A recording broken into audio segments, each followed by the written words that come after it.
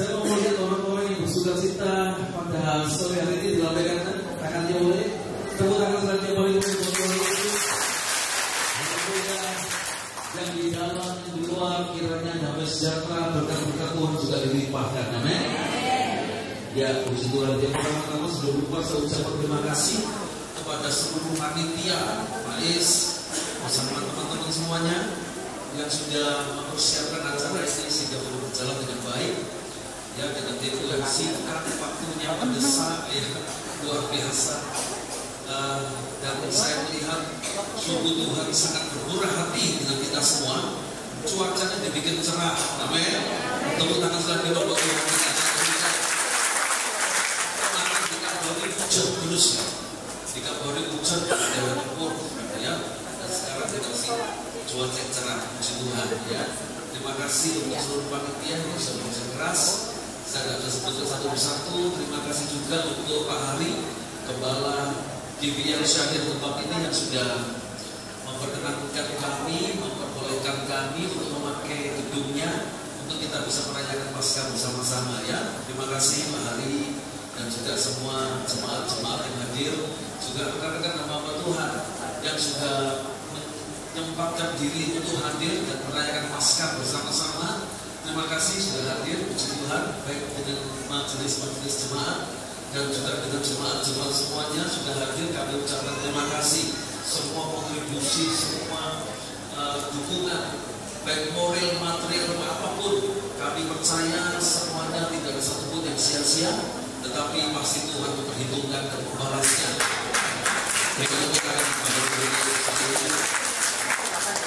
Ya, puji Tuhan, tema diberikan kepada saya adalah damai sejahtera Kristus di tengah keluarga, ya.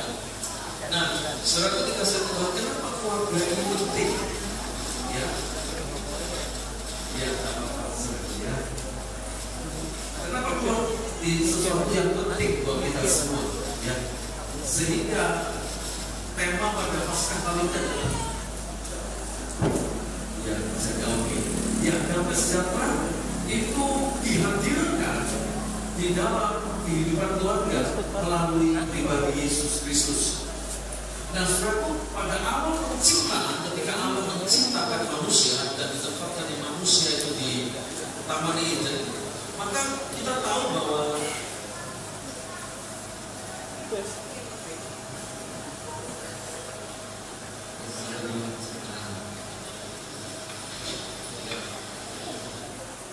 saudara bisa dengar suara saya dengan jelas, ya? Oke, puji Tuhan, ya. Jadi pada waktu Allah menciptakan manusia dan menempatkan manusia dalam Eden, maka institusi pertama bentuk oleh Allah di dalam sejarah panjang kehidupan manusia itu bukan sinode, bukan gereja, saudara, ya, bukan mereknya gerejanya apa, saudara, tapi pertama kali Allah membentuk sebuah institusi dalam kehidupan manusia itu adalah keluarga, di mana Allah menciptakan manusia pertama Adam dan kemudian menempatkan di sisi Adam seorang pendamping istri yang bisa menolong Adam menjadi seorang penolong yang sepadan bagi Adam untuk melakukan dan menyelesaikan apa yang dipercayakan Tuhan kepada mereka, yaitu mengelola Taman Eden. Nah, untuk itu lantas melihat bahwa keluarga penting karena kehidupan manusia dimulai dengan keluarga, dan tidak ada seorang pun di antara kita yang tidak punya keluarga. Kita semua punya keluarga. Yang setuju dengan amin, ya. Dan di sepanjang kehidupan kita, di dalam kita menyembah Dia, memanggil namanya, melakukan hubungan dengan Dia, terhubung dengan Dia di dalam setiap ibadah kita, maka kita bisa memanggil Dia dengan sebutan Bapa, dan kita adalah anak-anaknya. Itu adalah sebuah gambaran dari keluarga. Tidak ditemui di iman kepercayaan keyakinan agama yang lain. Bagaimana umat-umatnya, umat Tuhan itu memanggil Tuhan dengan sebutan Bapa, kecuali kita. Amin. Dan pada akhirnya dari sejarah panjang kehidupan manusia itu diakhiri dengan pernikahan anak domba Allah. Bagaimana mempelai pria itu, Tuhan Yesus Kristus itu datang menjemput gerejanya, yaitu mempelai wanitanya, dan masuk dalam pernikahan anak domba Allah. Itu pun pada akhirnya gambaran dari sebuah keluarga. Jadi saudara tersebut keluarga itu penting, ya. Nah kita lihat ayatnya saudara yang diberikan kepada kita semua. Kali tema ini adalah di dalam Yohanes 20 ayat ke-26. Dikatakan begini dalam Yohanes 20 ayat 26. 8 hari kemudian murid Yesus berada kembali dalam rumah itu dan Thomas bersama-sama dengan mereka. Sementara pintu-pintu terkunci, Yesus datang dan ia berdiri di tengah-tengah mereka dan berkata, damai sejahtera bagi kamu. Saudara, itu adalah hari yang ke-8 sejak peristiwa Tuhan Yesus ditangkap, kemudian dia disalibkan, dan kemudian hari yang ketiga dia bangkit, dan ini adalah hari ke-8 sejak kebangkitan Tuhan Yesus. Hari yang pertama Tuhan Yesus sudah hadir di tengah-tengah murid-muridnya, dan juga Tuhan berkata perkataan yang sama, damai sejahtera bagi kamu, dan mengembusi mereka dengan Roh Kudus, mengutus mereka agar supaya mereka memberitakan kabar baik. Tetapi Thomas tidak berada dengan mereka.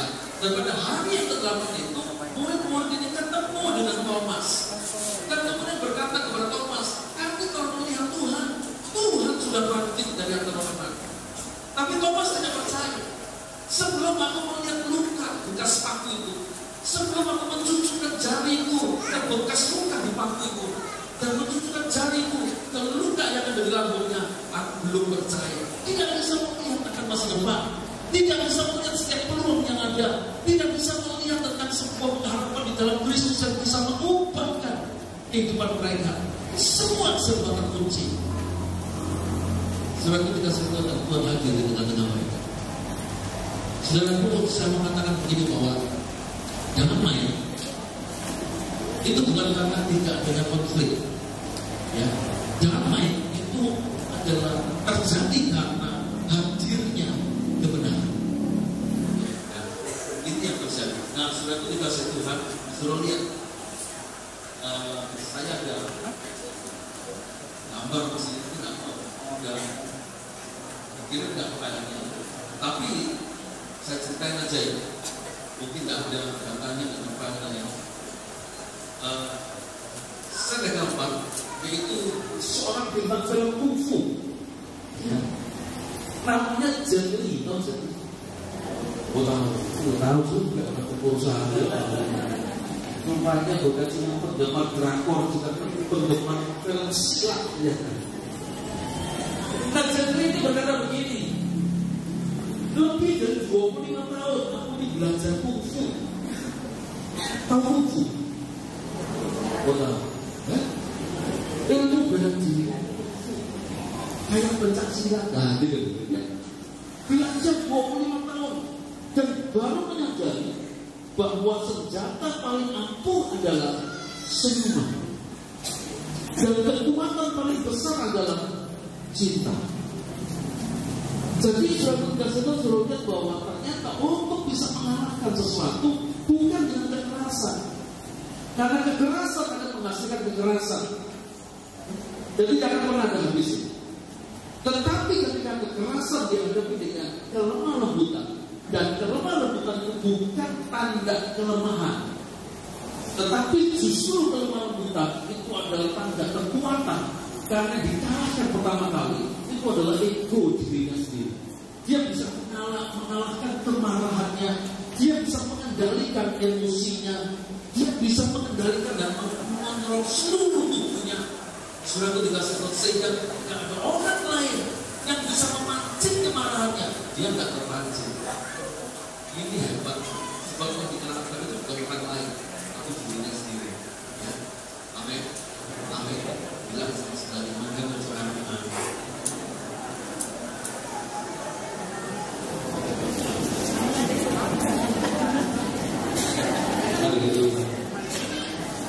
Sering ngomong ya sampai sekali sekarang. Dan sekarang kalimat selanjutnya dari Yohanes 20:26, ketika yang pertama dia dikatakan hadir di tengah-tengah mereka, maka dikatakan begini, saudara. Ketika yang pertama dikatakan begini, sementara pintu-pintu terkunci, Yesus datang. Kalimat selanjutnya dari Yohanes 20:26 ini adalah, dan ia berdiri di tengah-tengah mereka dan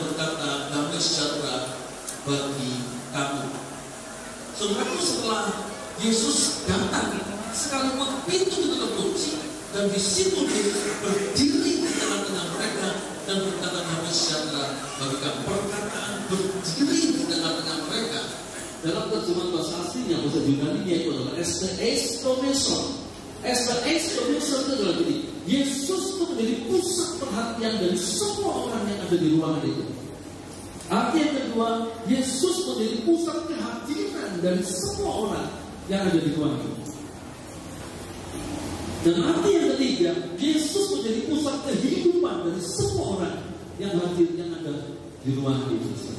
Dan ketika dia hadir di tengah-tengah kita, dia harus jadi pusat perhatian kita. Dia harus jadi pusat kehadiran kita. Dia harus jadi pusat kehidupan kita. Nah, kalau Yesus menjadi pusat kehadiran, pusat daripada perhatian, pusat daripada kehidupan kita, maka kita pun akan memperlakukan orang-orang yang ada di dalam rumah tangga kita, di dalam keluarga kita, sama seperti kita memperlakukan Yesus. Karena dia ada di dalam setiap kehidupan orang-orang yang ada di dalam rumah kita. Dia menjadi pusat daripada seluruh aktivitas kita.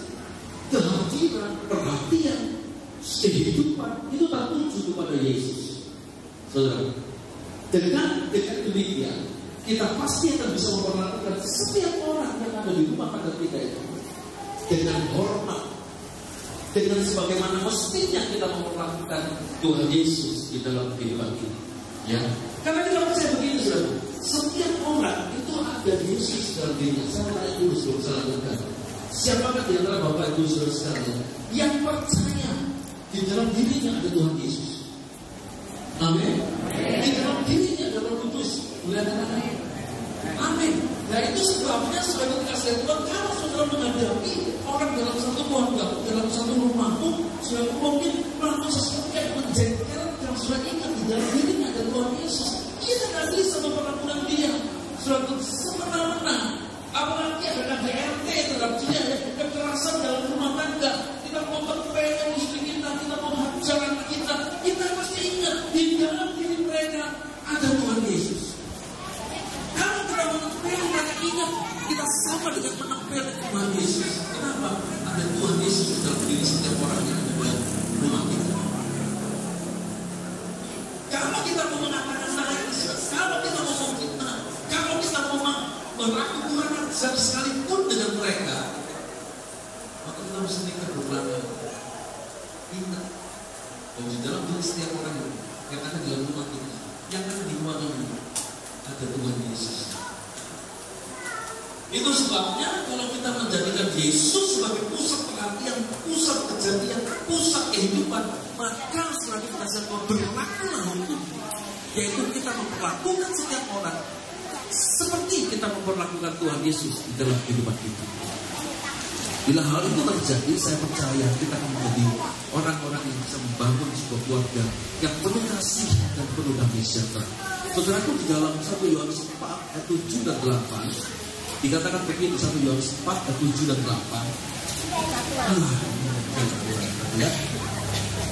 Saudara-saudaraku dikasih, maka kita saling mengasihi, sebab kasih itu berasal dari Allah, dan setiap orang yang mengasihi lahir dari Allah dan mengenal Allah. Ayat 8, barang siapa tidak mengasihi, dia tidak mengenal Allah, sebab Allah adalah kasih. Nah, saudara, dikasih Tuhan, kalau kita percaya ada Allah, ada Tuhan Yesus dalam diri kita, maka kita wajib untuk kita boleh saling mengasihi sama lain. Orang yang saling mengasihi itu tanda bahwa dia lahir dari Allah. Orang yang saling mengasihi sama lain itu tanda bahwa dalam dirinya ada Allah. Orang yang saling mengasihi sama lain tanda bahwa dia murid Tuhan.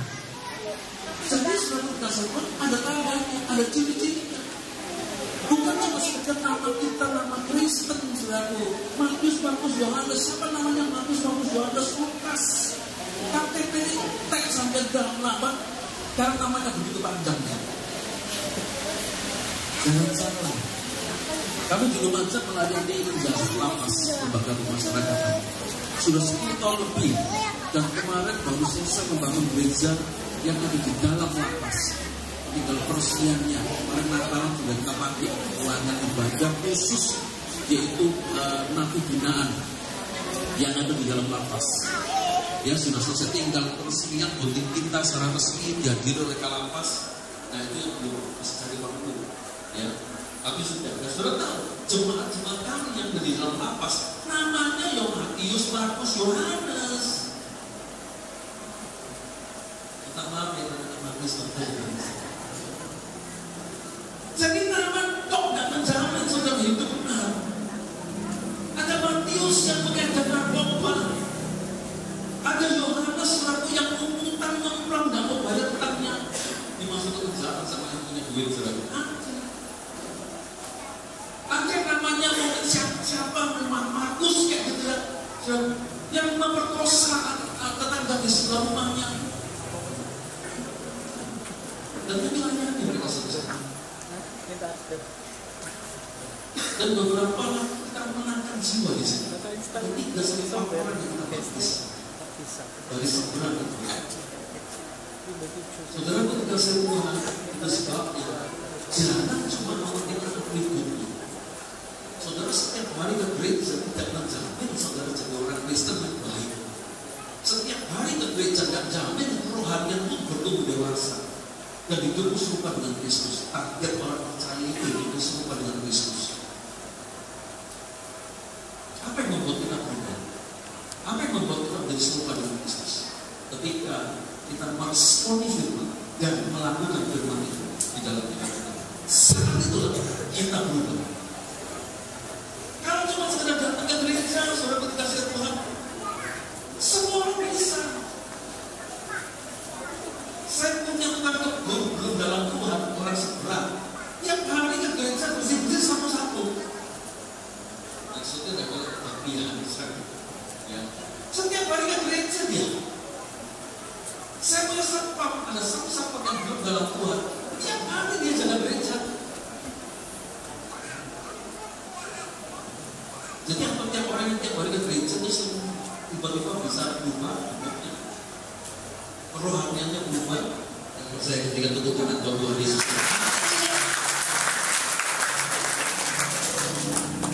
Nah itu sebabnya saudara ketika kasih muncul, makanya berita yang kedua adalah Yohanes 14:27 akan terjadi damai sejahtera.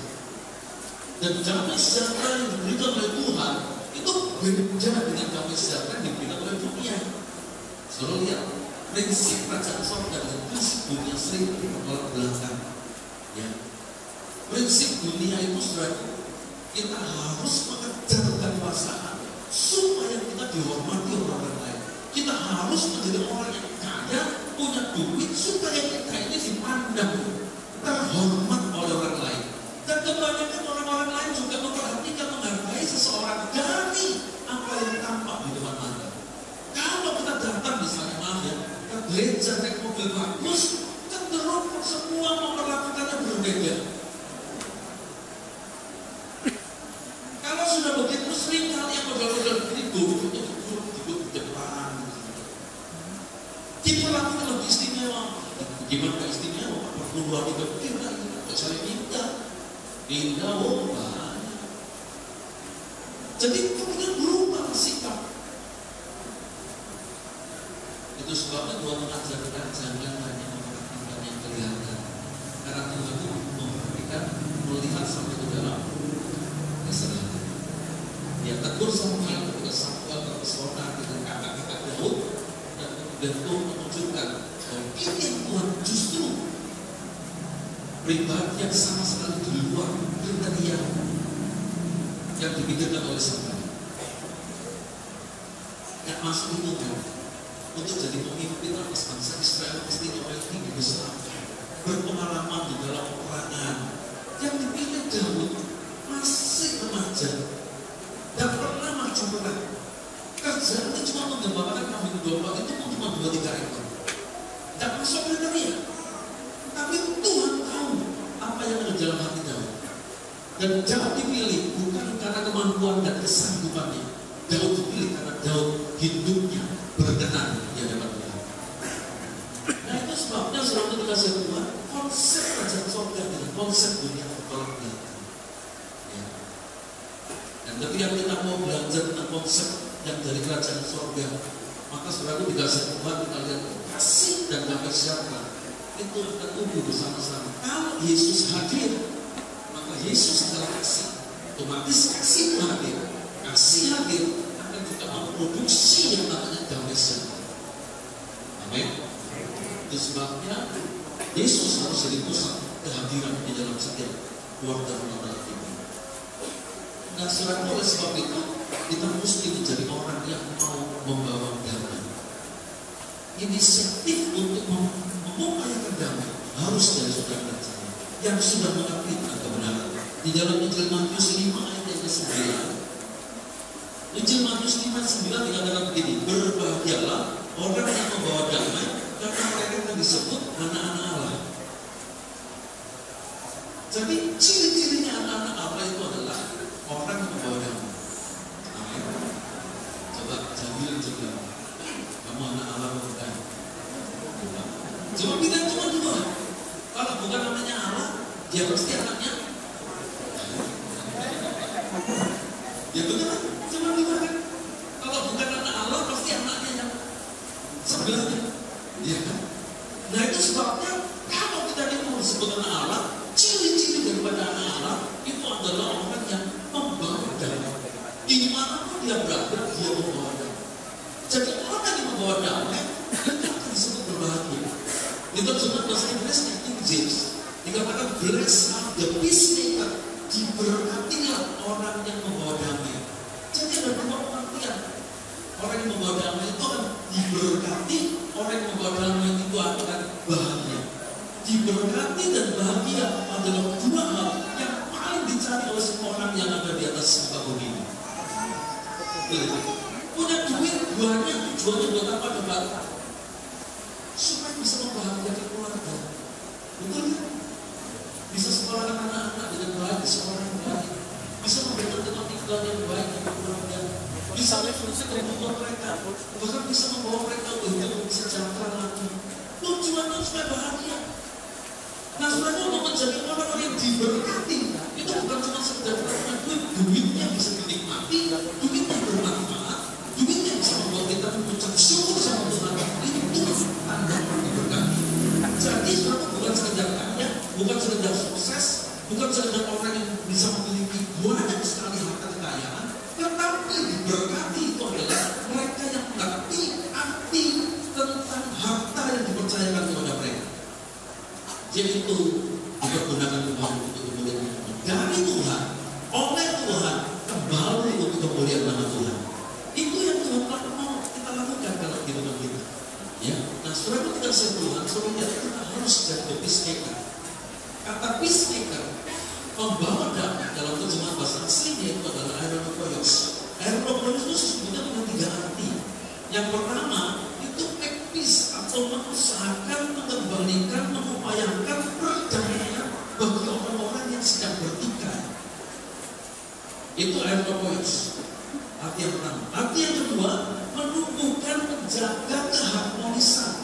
Sudah damai, sudah rukun, sudah harmonis kembali satu dengan yang lain, dijaga, dikembangkan, ditumbuh kembangkan supaya tetap harmonis dan harmonis bisa dirasakan bahkan berdampak bagi banyak orang yang lain.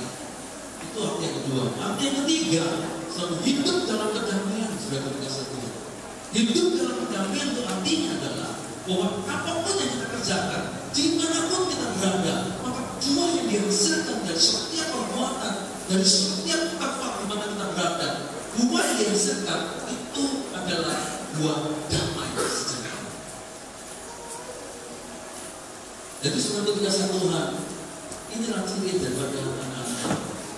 Kalau kita memang sungguh-sungguh anak Allah asli, bukan KW, pasti kita akan jadi orang yang selalu membawa damai, ya, memperdamaikan yang sedang bertikai, menjaga keharmonisan, ya, dan hidup dalam kedamaian dimanapun dia berada. Ya. Nah, saudara dikasih Tuhan, saudara lihat Martin Luther King Jr. itu mengucapkan sebuah kata-kata bijak. Quote-nya itu begini, darkness cannot drive out darkness from the light dan dunia. Yang artinya begini, kegelapan tidak bisa diusir dengan kegelapan, hanya terang yang bisa mengusirnya. Hate cannot drive out hate, only love can do that. The kebencian tidak bisa mengusir dengan kebencian, hanya kasih yang bisa mengusirnya. Jadi saudara kasih Tuhan, saudara lihat di sini bahwa ternyata kasih dan damai sejahtera itu menjadi kekuatan yang luar biasa untuk kita bisa menghadirkan kerajaan Allah, menciptakan, menumbuh kembangkan yang namanya kasih dan damai sejahtera. Kalau itu terjadi, saudara itu dikasih Tuhan, kita akan menikmati kehidupan seperti surga di bumi. Jangan dulu menikmati surga kalau kita sudah mati, kelar, eman-eman. Kenapa? Tuhan sudah kasih kesempatan kita bisa menikmati surga selama kita masih hidup di dunia. Betul ya? Masih ingat doa Bapa kami? Masih ingat doa Bapa kami? Ada perkataan begini, datanglah kerajaanmu di bukan. Datanglah kerajaanmu di mana? Di bumi. Jadilah kehendakmu di mana? Di bumi seperti ini. Berarti kerajaan surga bisa hadirkan di bumi. Kerajaan surga bisa hadirkan di rumah kita tinggal. Kerajaan surga bisa hadirkan di keluarga kita. Kerajaan surga bisa hadirkan di rumah tangga kita. Kerajaan surga bisa hadirkan di tempat kita bekerja. Kerajaan surga bisa hadirkan di gereja kita. Kerajaan surga kita bisa hadirkan di manapun kita berada. Kita bisa nikmati surga sekarang. Saya bertunggu nanti.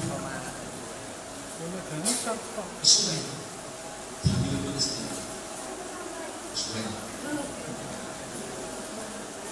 Kalau bisa nikmati sekarang dan nikmati sekarang, kenapa mesti nanti?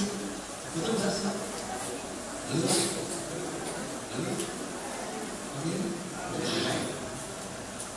Nah, saudara itu dikasih itu sebabnya.